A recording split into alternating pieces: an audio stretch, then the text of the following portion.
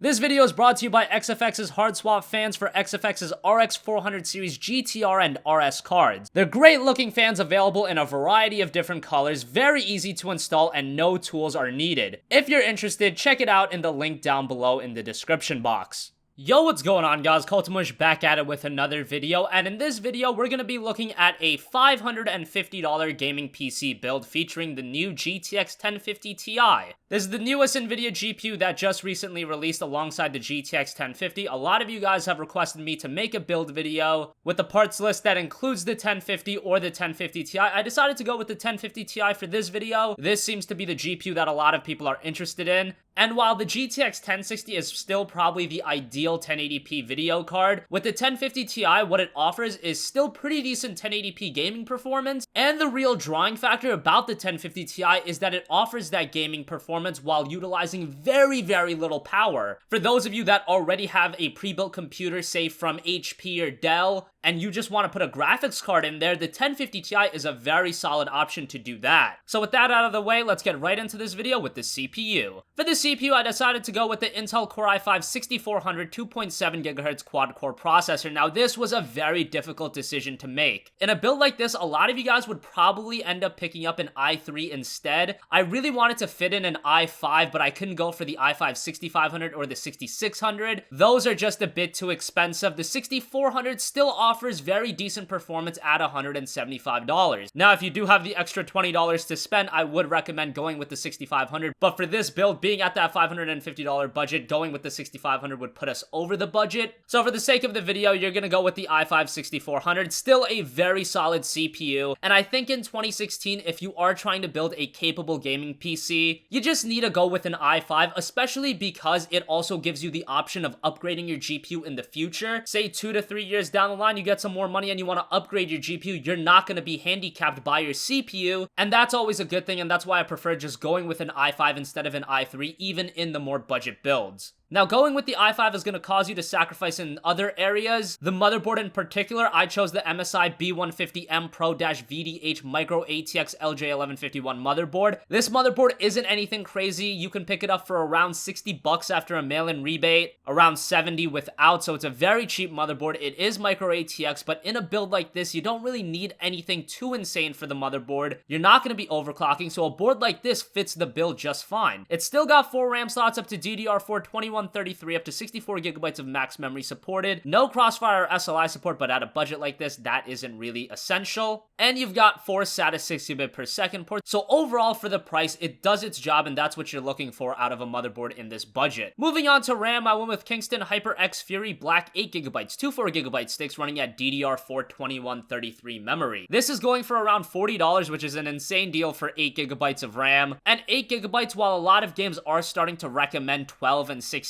I've noticed that 8GB is still perfectly fine, and at a budget, this is the perfect amount to go for. The motherboard does have 4 RAM slots, so in the future, you can go for a 16GB configuration, but that isn't absolutely essential at the moment. So $40 for the HyperX Fury Black, definitely a solid option. For storage, I wanted to fit in an SSD in this build. Unfortunately, you just can't do that, so you're just gonna go with the Western Digital Caviar Blue 1TB. It's $50, and this is gonna be your boot drive as well as your mass storage device. Now, if you're the kind of person where you can forego a mechanical hard drive altogether and you just want to get an SSD, then by all means pick up like a 240GB SSD, but I think with a lot of people building gaming PCs, that just isn't really viable. Obviously, the ideal scenario is to have an SSD as your boot drive and then have a mechanical hard drive as your mass storage device, but that obviously costs a little bit more money, so the Caviar Blue as a standalone option is still fine, but in the future, as SSD prices continue to go lower and lower, definitely keep your mind open to picking one up. Moving on to the video card, it's the EVGA GeForce GTX 1050 Ti. This is a 4GB video card going for around $140 to $145. Surprisingly, this GPU is out of stock at a lot of places. I've noticed that Newegg does have a few in stock. Amazon, I believe, is completely sold out, so that is a bummer for those of you with Prime. I was surprised that people were as excited for the 1050 Ti as they were. I guess there are a lot of people in that $150 range, and the 1050 Ti does fit that bill. 1080p performance is good. Digital Foundry has a great video up comparing the 1050 Ti Ti to all the other NVIDIA video cards, so definitely check that out if you want exact performance. Obviously, it lags far behind the 1060, but it's coming at a much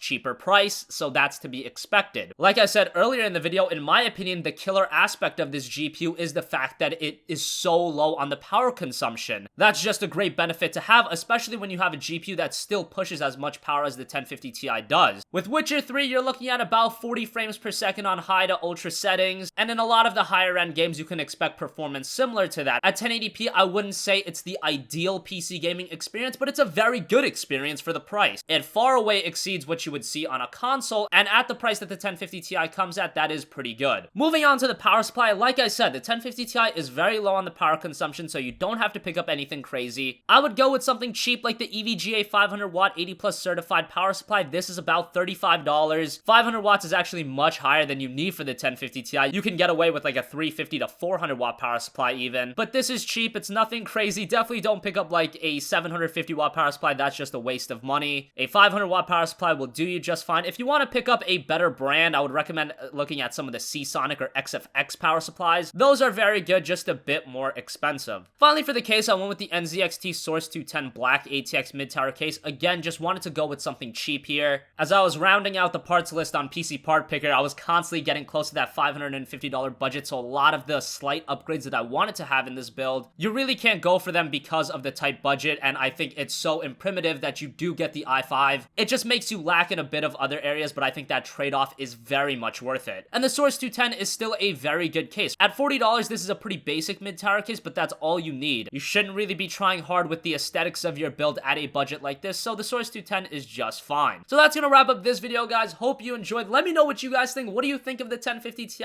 Is it on your radar as a GPU you're thinking about picking up? If you have a request for a future video, you can also leave that in the comment section down below, and I will catch you guys in the next one. Peace out.